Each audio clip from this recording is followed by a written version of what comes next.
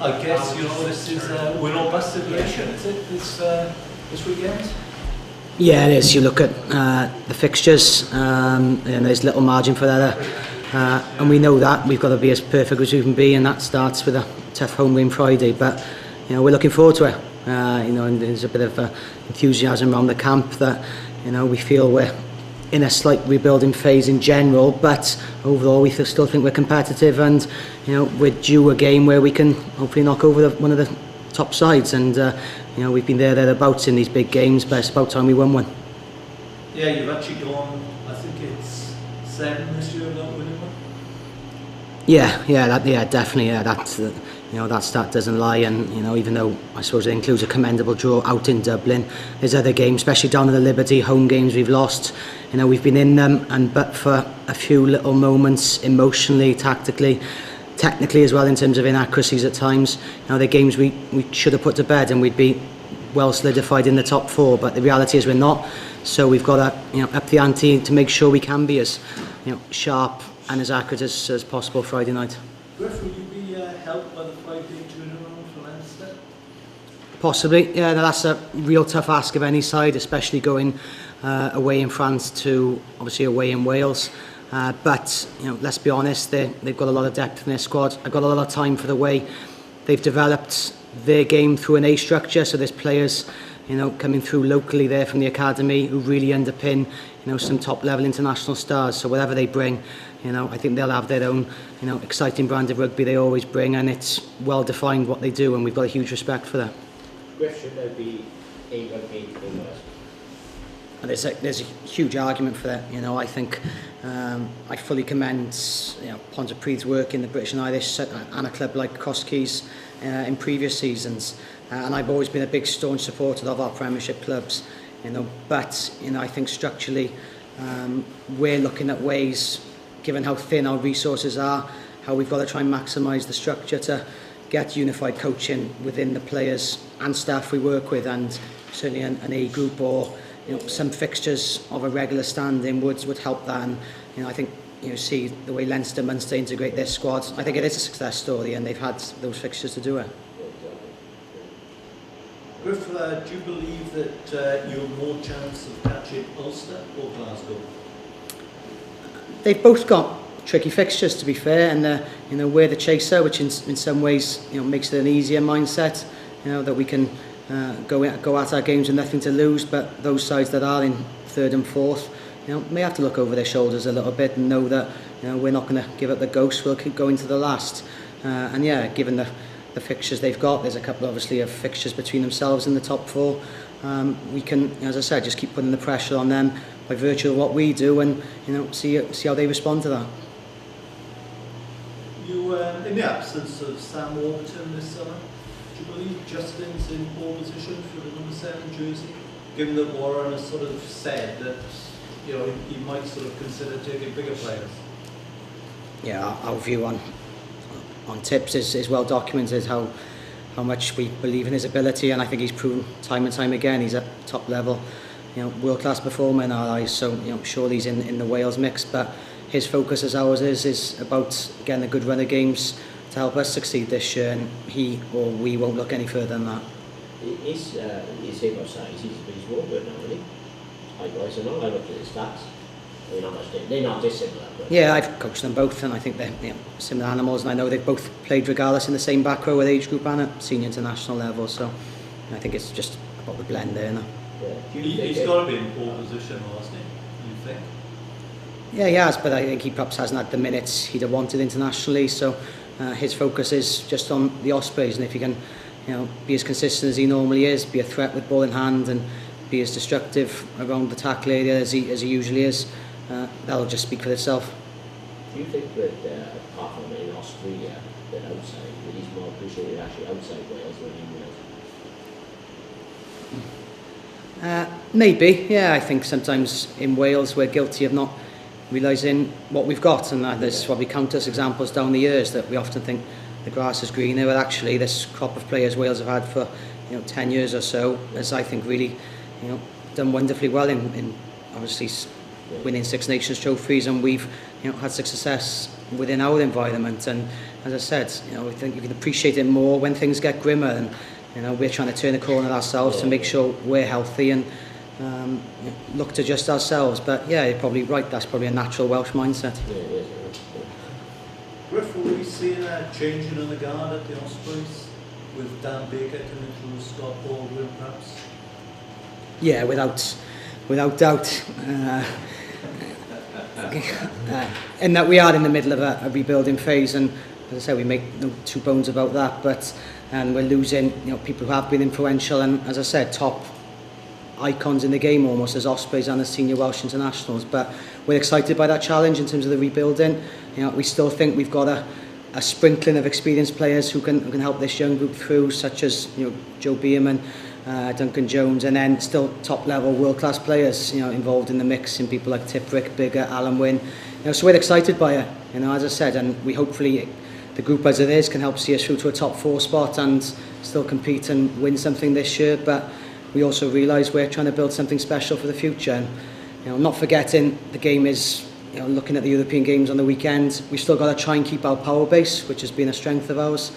So we're trying to develop our game in terms of wider channels and more perhaps open play sort of moments within the structures we're building, but building on something of substance as well. If you want an example of rebuilding job, Munster's a classic example of it. I've got the big rebuild and it's like that. It shows it can be done. Definitely, yeah. I mean, I remember fielding questions about Munster when we beat them comfortably in the Liberty last year, and their game was at first glance in an awful pickle, but you could see when you're looking carefully at it, the way Penny was developing a different style of game, and it does take time. They finished 6th in the league last year. They've obviously been one of the top end sides again this year, and as they always do, they've been as brutal and as smart in Europe as always, and there's not fall off a template that will continue to follow. Gruff, how pleased were you with Dan Baker against Glasgow and the other young lad, Scott Baldwin? Yeah, thrilled. As I said, we are really excited by what we're trying to do here.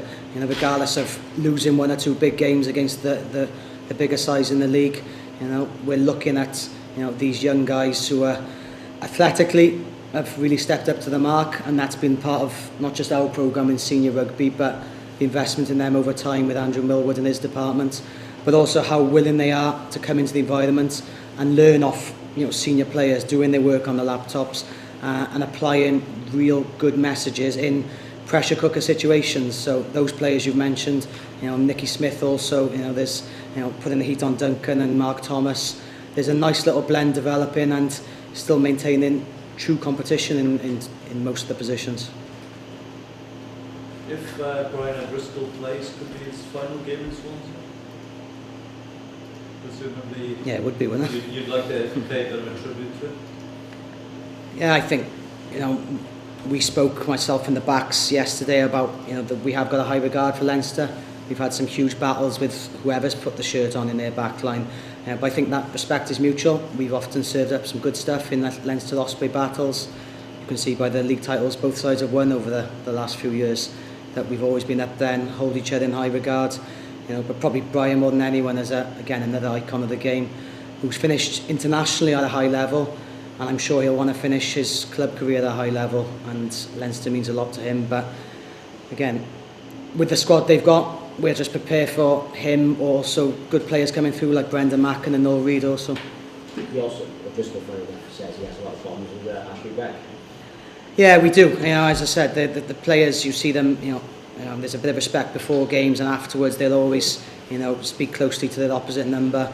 We've had those battles over the years, and as I said, that's a healthy sign from us, and we have no fear going against Leinster, but we certainly respect the abilities they've got across the board and the way they play as well. Gruff, people talk about player burnouts. Warren Gatlin alluded to it in the Six Nations, that it might have been a factor for some players at least who played a lot of rugby. Alan Wynne, would he benefit by not going to South Africa this year? We debated that, I think, a couple of weeks ago, and I think Martin Williams has got some insight as a former pro, and he's certainly advocated that, and we want obviously Alan Wynne to get through to the World Cup in fine fettle, so there is certainly an argument for that. We'll play our part as well. He's had last week off with us, you know, but obviously the competitor with Al wants to play all the games, but we do manage his training, so he's not been flogged from week to week. And also the summer, whether he tours or not, will be geared around obviously our game and our peaks for next year, but trying to get him through to that World Cup in good state. And that's, you know, probably the pleasing thing about a guy who's re-signed a contract with us, knowing that he trusts us and we'll look after him. Do you think that the amount of rugby did affect him this year, do you think, internationally? I don't know internationally. I generally don't analyse the games clearly as much as I would the Osprey in terms of the stats and the workload. You know, but for us, again, I've said many times, he's an 8 out of 10 player minimum. Every week I think he gives everything and he always shows his quality, and we've got no qualms there. Owen Williams, did you come across, were you here when? Yeah, we were. Yeah, we played Ospreys 16s and started to come through the 18s, and he was discussed. Our succession plan in the 10s at the time involved Matthew Morgan and Sam Davis, and we weren't in the positions just to throw out contracts willy-nilly. We did recommend him to a Premiership clubs, but unfortunately Llanelli were just smarter, more proactive at Premiership level to pick him up. You know, thereafter perhaps, you know, Welsh Rugby has missed out, but I do see it as a success story for him, earning his spurs in different environments, and you know, I'm pleased that it adds more competition to the Welsh game. What, just, you say about these players coming from the Welsh Premiership, yeah, the Ospreys come to struggle to win in the Welsh Premiership. Yeah, it is just, again, something behind the scenes that we do discuss, and we try and support them on an individual basis. I just think it's perhaps reality that we've gone. I remember being an academy coach and working more closely with the Premiership clubs, and we'd have a senior squad of, you know, probably 50, 60 players with huge top-end internationals. We've, let's be honest, thinned out to 30 plus. So the drop-off has hit us. We make no bones about that, but obviously the drop-off then affects the Premiership, because again, I remember looking at it as an academy coach, Swansea having Matthew Morgan, Eli Walker, Tom Pridey, Tom Isaacs, you know, a whole host of players, Hanno Turkson in that back line. I used to love going down and seeing them, and they were playing together, but obviously they're coming to be our senior players, and even though we're pleased with our elite development pathway, just the sheer numbers are just weighed against us now. What's the contract situation on Adam Jones? Is there anything happening? So they're just... Nothing our end. No, as I said, we're just happy with our approach to Adam over the last couple of months, and the ball's in his agent's court, I guess. Griff, on the injuries front, is Scott Baldwin okay? He left the field injured, didn't he? Yeah, he's been medically checked out. He's gone through all the protocols, and he is fine. Any other fresh injuries? No, we're unusually pretty fresh, but touch wood, we've got a bit of bone on bone this afternoon, so come back to me in an hour and I might have a glimmer face. Andrew Bishop going to play? Involved? He's in the mix for selection, and again, centre's one area where we've got to weigh up Ashley Beck's condition, as well as the options Bish would certainly bring.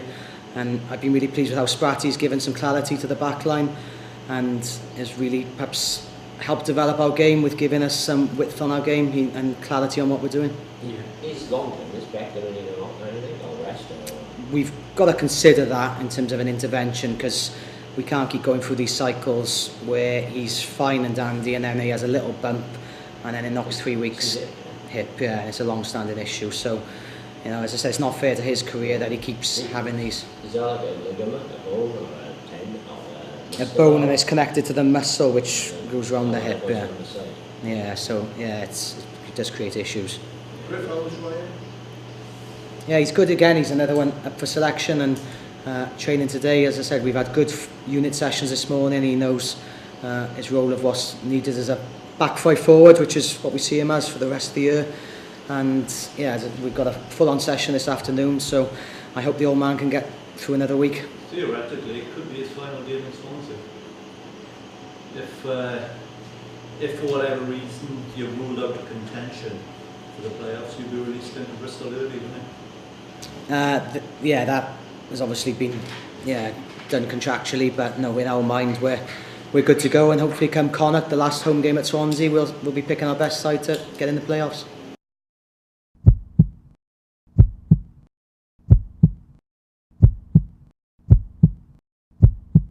The pressure is building.